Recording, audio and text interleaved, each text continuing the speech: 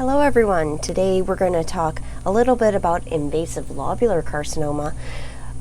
Invasive lobular accounts for about 5 to 15% of all invasive carcinomas, and it's actually the most common special type of carcinoma. If you recall, the majority of carcinomas are invasive ductal or no special type, so this is actually the most common special type. It tends to occur in women over the age of 50. It's extremely rare in men, and one of the things that we do need to consider with lobular is that it can be associated with hereditary diffuse gastric cancer syndrome, and when that happens, it's actually a germline mutation of CDH1. So what I'm showing you here is a grade 1 lobular. So we'll go over some of the features and then we will backtrack to some of the gross and you'll see why. So at low power, should go back to low power, back to my 4x and get you guys in focus a little bit. Okay. So what we can see here is that we have a lot of cells in the background. Okay, they're not forming lobules. These don't look like normal ducts. So at low power, you might think, okay, is this infection? What's going on here? And I'll show you one of the other features you can see at low power. Okay, so lobular carcinoma likes to be very tricky. They don't tend to form mass lesions. They can form mass lesions, and I do have an example, 2 examples actually, where we do have mass forming lesions. But more often than not, these are going to be really vague densities on imaging. They might not even see it on imaging, and the patient might not feel anything, the clinician might not feel anything. But when they do form masses, they tend to be poorly defined, or it can just be like areas of thickening. So like I said, just really not well defined. So you shouldn't have spiculated lesions like we would expect to see in other breast cancers. But what lobular really likes to do, as you can tell from here, is that it likes to live in fibrous areas of the breast. It will go into fat, and we'll get into that, but you really need to hunt for it in fibrous areas. So if you get a lumpectomy at some point and the biopsy was invasive lobular and you're like, there's no mass here, you really want to hone in on these fibrous areas, because this is where you're likely to find stuff. And lobular is very likely to be multicentric, so that's also something to be aware of.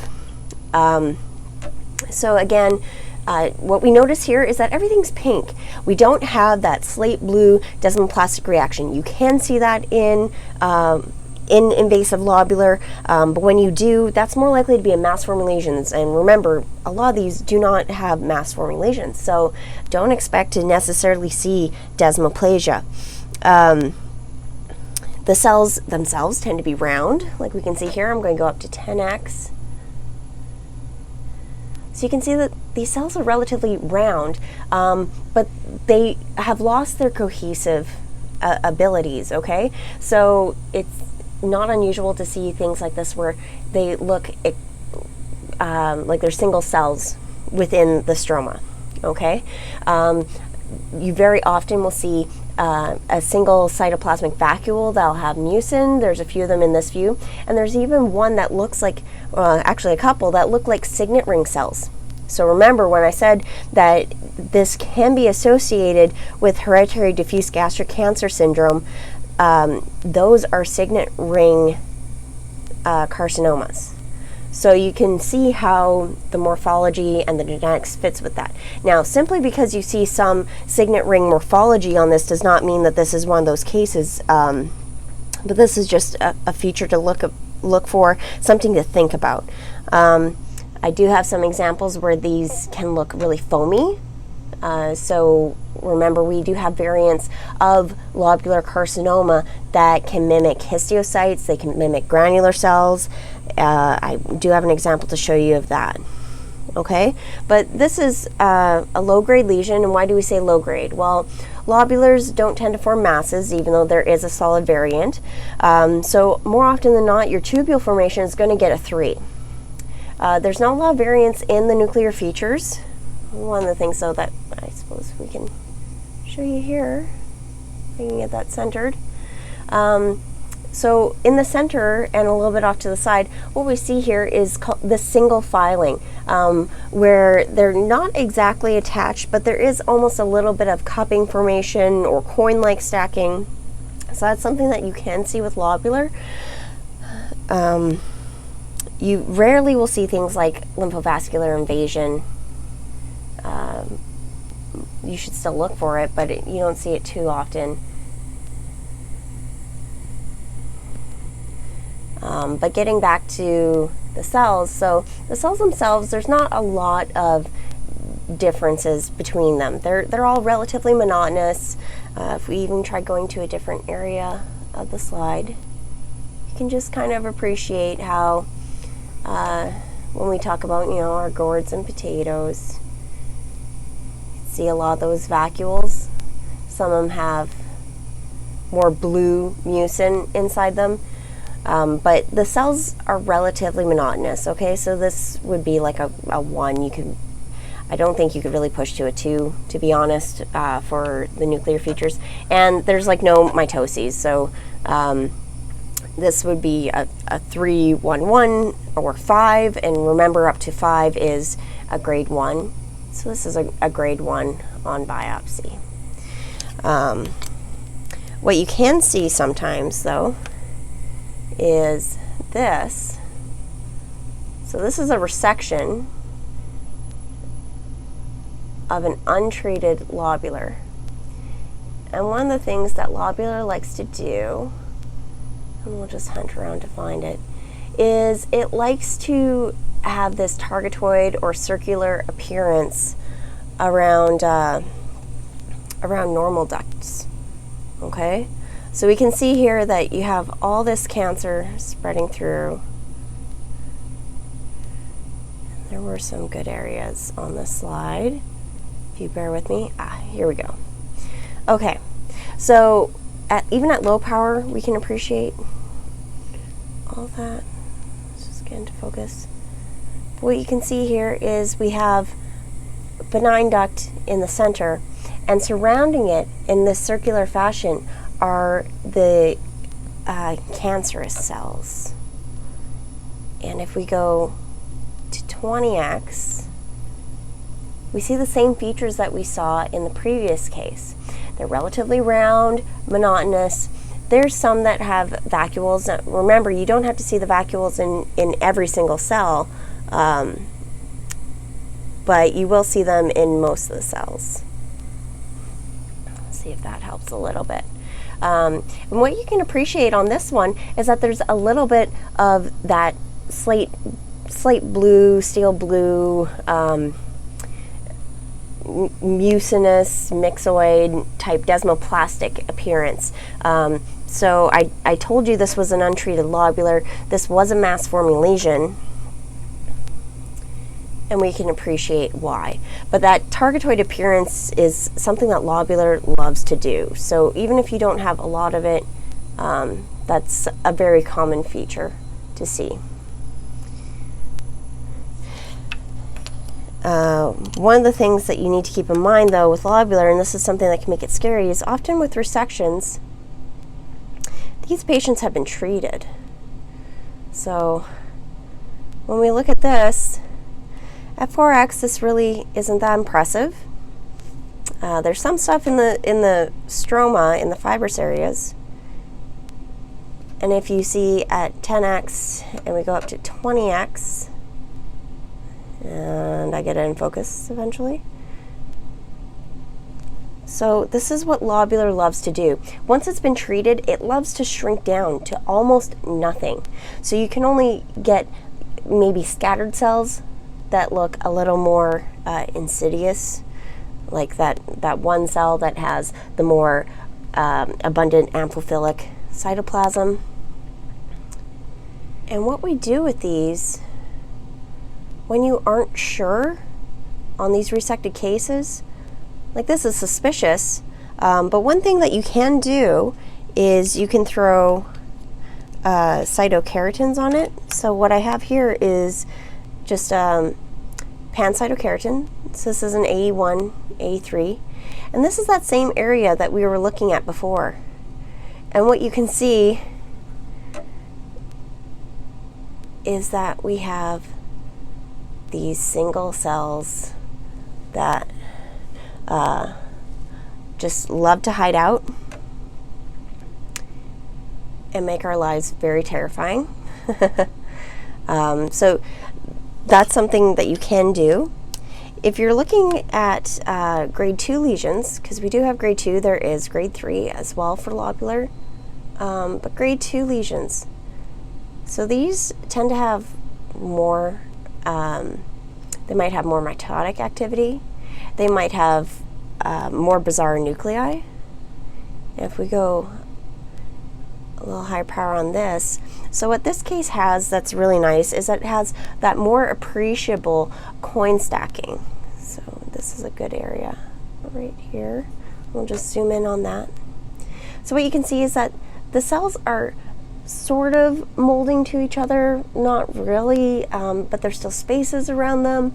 There are still some cells that have those vacuoles, and what you can appreciate too is that they tend to have almost these lines or ribbons of lobular cells that are in between these dense collagenous bundles, and this is really indicative of the classical pattern of lobular, and everything I'm showing you today is more classical pattern.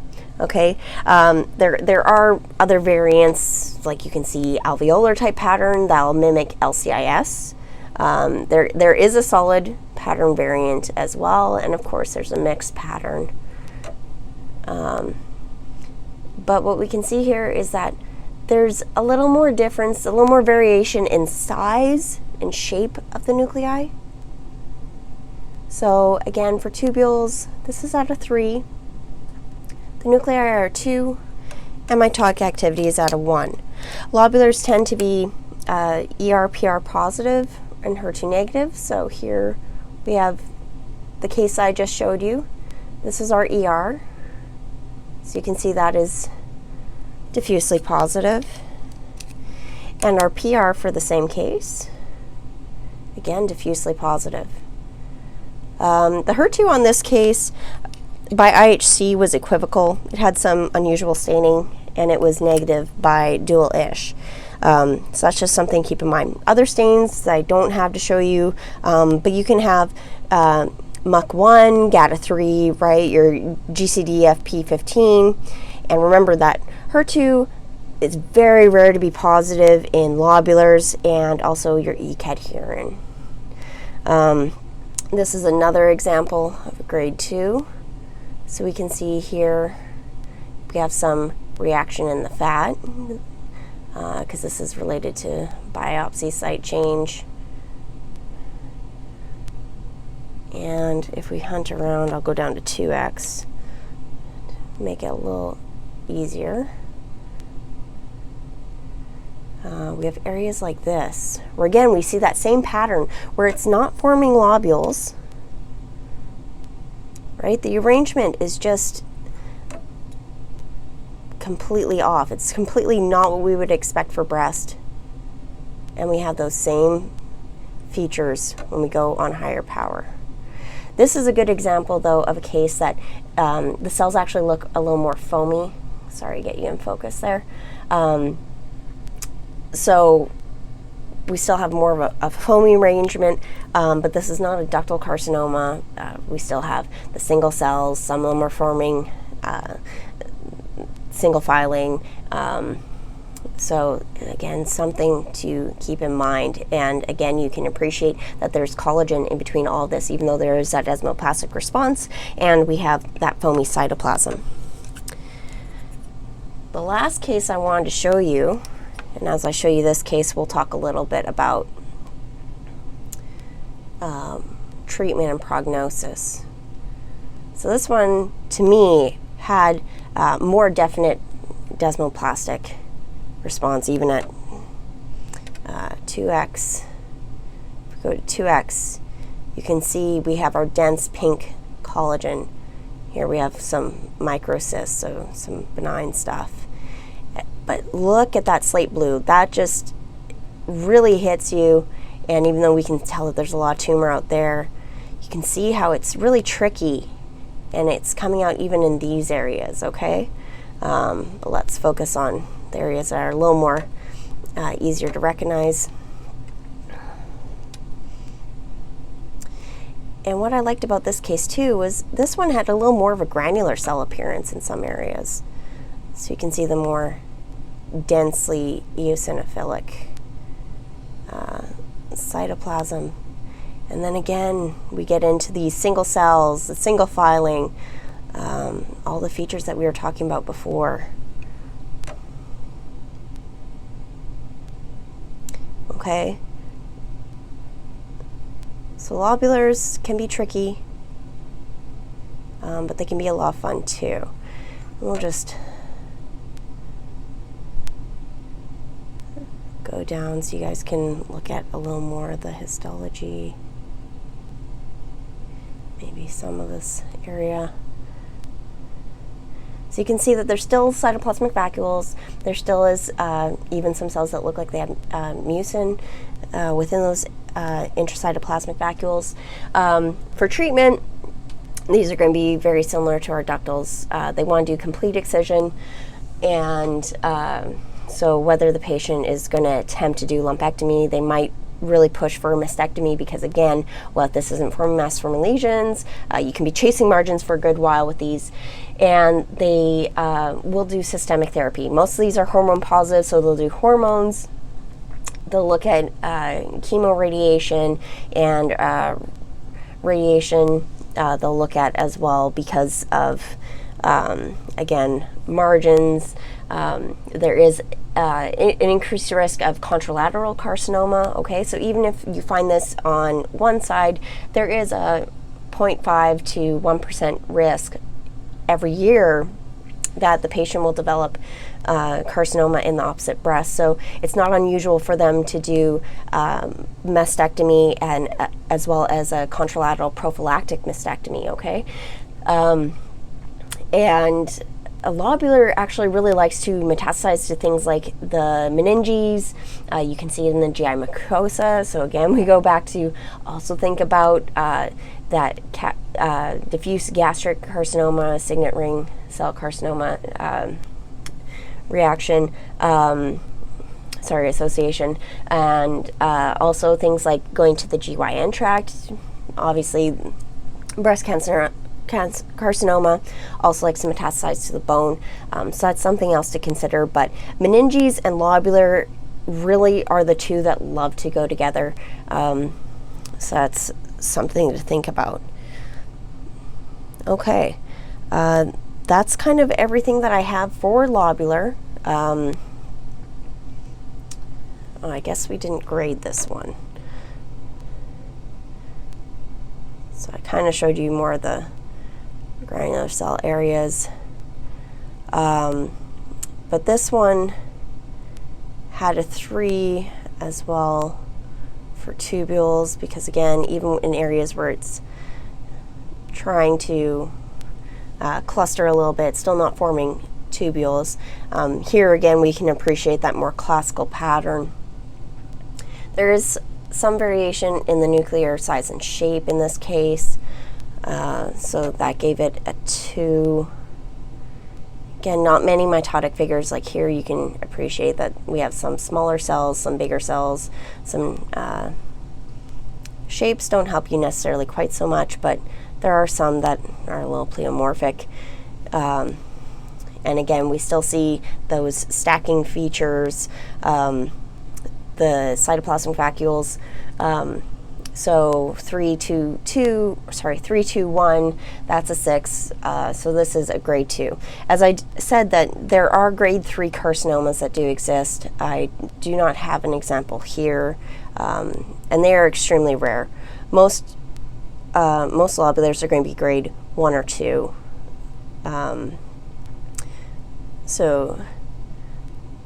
The grade 3 lobulars that I have seen, honestly, of the few that I have seen, they don't really look too much like lobular.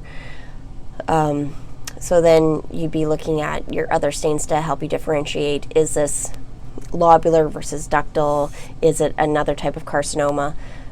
So just lots of things to think about, but don't let lobular scare you. Make sure you hunt for it. Do take extra time if the patient has a history of being treated. If you need those keratins, don't be afraid to run them. Same thing with the lymph nodes. This doesn't tend to have LVI and lymph node mets, but they do occur, and most often you'll see like isolated tumor cells, but again, those keratins can really be helpful if you're not sure. Okay. If you like this video, please hit like. If you aren't subscribed to us already, hit subscribe so you can be notified when we have new content available. If you have anything that I missed, things that are confusing, please let me know in the comments. If there's other areas that you would like me to look into doing a short review or something to add to the slide review, I'm happy to hear those as well. And thank you for spending a little bit of your day with me again.